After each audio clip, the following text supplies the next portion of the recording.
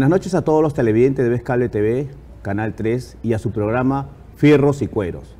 Y también a los que nos siguen por las redes sociales Facebook, Twitter, Instagram y también los que están en www.vezcableperú.com. Muchas gracias a todos nuestros televidentes que hemos iniciado la semana pasada el programa. Hemos tenido muchas felicitaciones y comentarios muy positivos y realmente eso nos aúna a seguir trabajando para ustedes.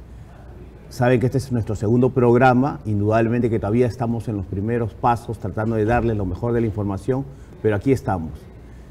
También quiero informarles de que un programa de transportes es realmente un trabajo muy arduo y muy especializado y eso nos conlleva a que tengamos que estar en el día a día buscando la noticia. Pero lo que nosotros queremos es estar con ustedes semana a semana llevándoles la información que usted necesita, que es muy necesaria para el día a día de las empresas vinculadas al sector transporte, como también para los usuarios. Esta noche nos acompaña el doctor Luis Quispe Candia, con quien vamos a tener una importante entrevista del panorama del sector transporte, más aún que hoy en día se está hablando mucho de la Autoridad de Transporte Urbano, de Lima y Callao, y también se está hablando mucho de la mesa ejecutiva de transporte y movilidad urbana. Demos la bienvenida a Luis Quispe Candia, quien nos acompaña esta noche en el set de televisión. Luis, muy buenas noches. Buenas noches, Luis, y felicitaciones por este espacio. Estoy seguro que los televidentes se van a beneficiar, puesto de que eres una persona que tiene experiencia sobre este campo, el transporte. Has dedicado gran parte de tu vida a esta tarea, de modo que a nombre propio y la organización que represento expreso mi felicitación y gracias por invitarme a este espacio.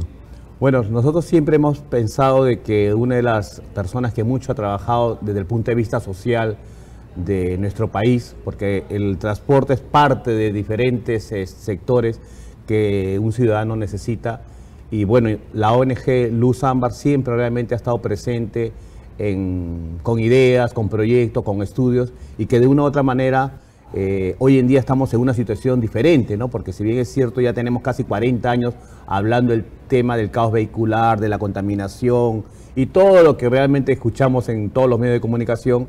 Estamos hoy en un panorama diferente. Y ese panorama diferente es saber si realmente vamos a poder superar el tema de la congestión vehicular y la contaminación ambiental en los próximos años. Bueno, efectivamente es cierto. Este año se da un quiebre en todo este problema. Y como es de tu conocimiento, el año pasado presentamos un libro en la Feria del Libro titulado Atrapados en el Caos. Un libro de análisis de la seguridad vial. En 12 capítulos planteamos los problemas más álgidos del país y concluimos con 19 casos de accidentes de tránsito, los más emblemáticos. En este libro se resume toda la gran problemática del país. Si este libro hubiera sido editado en este año, en el año 2019, probablemente no habría sido oportuno. La situación ha sido así, las cosas providenciales ocurren así.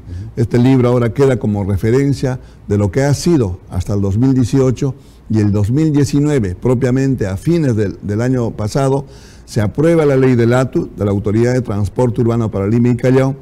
Se crea esta mesa ejecutiva de tránsito y movilidad urbana el último día del año, el 31 de diciembre del año pasado. Y esto va a generar un cambio en nuestro país y naturalmente comenzará en Lima. Entonces, me permitiría explicar en qué consiste el ATU. Hay muchos de nuestros televidentes probablemente han escuchado o saben a medias de lo que está ocurriendo. El objeto de la ley del ATU es implementar un servicio integrado de transporte. Esa es la esencia. La razón de ser de esta ley es decir, bueno, ahora vamos a ofrecer a la ciudadanía un servicio integrado de transporte. ¿Qué cosa es un servicio integrado? Consiste en que los buses, los miles de buses, nosotros estimamos 12.000 o 14.000 buses de gran capacidad unidos al sistema de metro, deberían de atender a la población como un solo sistema y con una sola tarifa. Es decir, el ciudadano que vive en San Juan de Urigancho tomará un bus, llegará a Lima, podrá abordar el tren, tomará otro bus, podrá ir a Comas o a Surco, a Villa El Salvador, haciendo transbordos de un bus a otro o al tren, pagando un solo pasaje. En eso consiste el servicio integrado. Pero ese tema es un tema que realmente a la gente le preocupa porque piensa que el pasaje va a ser mucho más caro. No tiene por qué ser más caro. No tiene por qué ser más caro. Y no solamente porque, digamos, yo lo digo, sino fundamentalmente porque en la misma ley, en un capítulo, se aprueba a partir de esta ley de que el transporte es de servicio público. Correcto. ¿Por qué es importante esto? Porque la ley 27181 del año 99 consideraba el transporte como un servicio privado. Entonces el Estado no intervenía. Recuerden ustedes, y nuestros televidentes lo saben, cuando uno sube a una combi, a una cúster, a un taxi, el dueño del servicio de la empresa o el dueño del taxi es el que le pone el precio.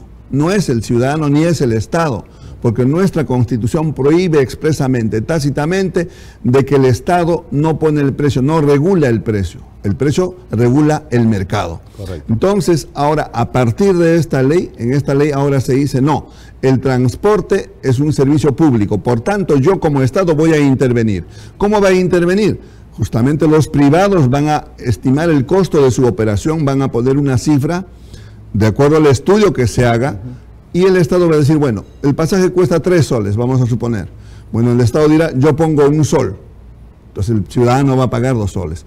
Entonces, esa es la forma... O sea, es subvencionado. Exacto, esa es la palabra. El Estado va a subvencionar el pasaje como sucede hoy en el tren eléctrico, porque el tren eléctrico cuesta 1,50 sol y relativamente es, para mí particularmente... 4 soles 30 cuesta el pasaje. 4 soles 30 cuesta el pasaje real en el metro. En el metro, correcto. Pero el ciudadano paga 1,50 sol. Lo demás lo estamos pagando todos. Con los impuestos. Con los impuestos, el Estado está pagando, está subsidiando. Entonces, a partir de la implementación del ATU, tendremos ese alivio finalmente en que el Estado va a intervenir. Ahora muchos se preguntan, ¿y cómo va a financiar? ¿De dónde va a sacar dinero el Estado? No necesita tocar de sus arcas, porque este tipo de servicios, uno de los grandes ingresos que tienen son la publicidad. Entonces, las estaciones, los buses, los trenes van a llevar publicidad y esa publicidad va a ayudar a financiar, a autofinanciar el servicio. Entonces, es una luz finalmente al final del túnel que se ve con este nuevo proyecto que ya se está implementando. Ya se ha prepublicado el reglamento. Ya están escogiendo, me imagino, a los funcionarios que se van a hacer cargo. Es un organigrama bastante extenso en el que se van a hacer cargo, recordemos, de la Gerencia de Transporte Urbano de Lima, Protransporte de Lima, la Gerencia de Transporte Urbano del Callao y la Autoridad Autónoma del Tren Eléctrico. Todas estas entidades pasan a depender de una sola autoridad, que es la autoridad del ATU. Entonces, esto es un gran comienzo. En este caso, ¿qué deberían estar haciendo las empresas de transporte urbano, sabiendo que ya está en camino un proyecto de esta envergadura y que además el sistema del cobro o el recaudo del pasaje va a ser a través de tarjetas electrónicas? ¿Qué deberían estar haciendo las empresas de transporte que actualmente circulan por las vías? Para que nuestros televidentes entiendan, en Lima aproximadamente hay 20 millones de viajes al día. Ya. De esos 20 millones de viajes, en el metropolitano viajan 650.000 diario, 350.000 en el metro, 200.000 en los corredores complementarios. Estamos llegando apenas pasando 1 millón de viajes. Quiere decir, más de 18 millones de viajes son en el transporte tradicional, es decir, en combis y cúster. Y frente a la deficiencia de este servicio de combis y cúster, por su propia característica, por su particularidad, porque son empresas que no son propietarias de las unidades vehiculares, sino son empresas afiliadoras.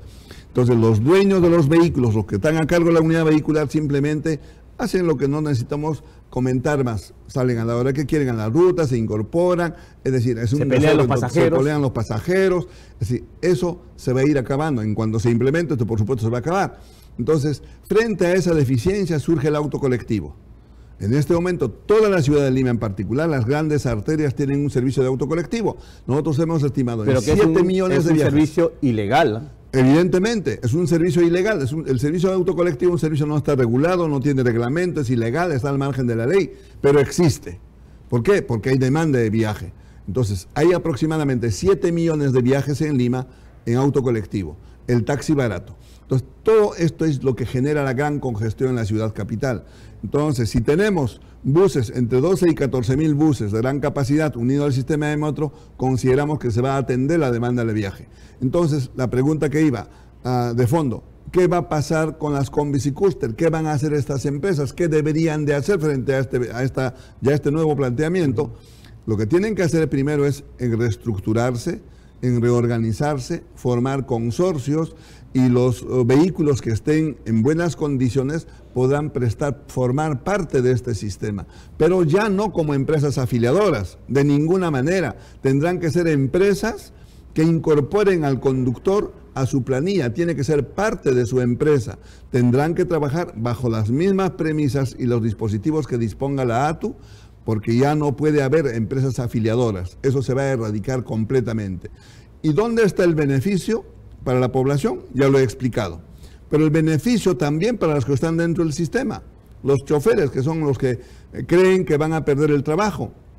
Y no es así. Si van a ser 14.000 buses nuevos que ingresen al sistema, estamos hablando de 28.000 conductores, porque no puede haber un solo conductor como hay ahora, que trabajan 12, 14, 18 horas al día. Habrán 2 conductores que trabajen 10 horas y el resto del tiempo otro conductor. Un doble turno. Un doble turno. Correcto. Entonces ahí están. Solamente advertimos a los conductores que actualmente están operando que no sean acreedores de papeletas, que no tengan problemas, que cuiden su currículum, de tal forma que cuando llegue el momento ellos puedan postular y evidentemente seleccionarán a los mejores conductores para que entren a este nuevo sistema. Luis. Quienes sí se van a perjudicar, perdón Luis, son los dueños de las combis y cúster. Ellos sí. Porque los que tienen más aún los vehículos obsoletos, porque ellos iban a salir sí o sí. Entonces, para ellos tiene que haber un programa de reconversión laboral que el Estado tiene que impulsar. Nosotros desde un principio hemos impulsado esta idea del ATU, no solamente hace 10 años, recordará Luis, todos los días repitiendo lo mismo. Presentamos proyecto de ley, nos juntamos con otras 9 organizaciones para presentar, pero finalmente fue el Ejecutivo mismo que tomó la iniciativa que esta ley ya está aprobada. Entonces, tiene que haber un programa de reconversión laboral para estos empresarios o microempresarios dueños de combis y ¿Bono de chatarreo cúster. podría ser una de ellas? Claro, el bono de chatarreo es la otra alternativa para que aquellos que tienen sus buses o sus combis que están ya obsoletos, pues el Estado les reconozca y de esa forma se mitiga el problema social. Ok, Lucho, nos vamos a ir a una pausa y vamos a continuar con este importante tema, porque lo que nosotros estamos buscando es que entiendan que no es que van a quedarse sin trabajo. Al contrario, van a tener un trabajo más ordenado y más seguro, y lo más importante, que los usuarios van a poder decir: ya tenemos un transporte público moderno y eficiente. Nos vamos a la pausa y retornamos.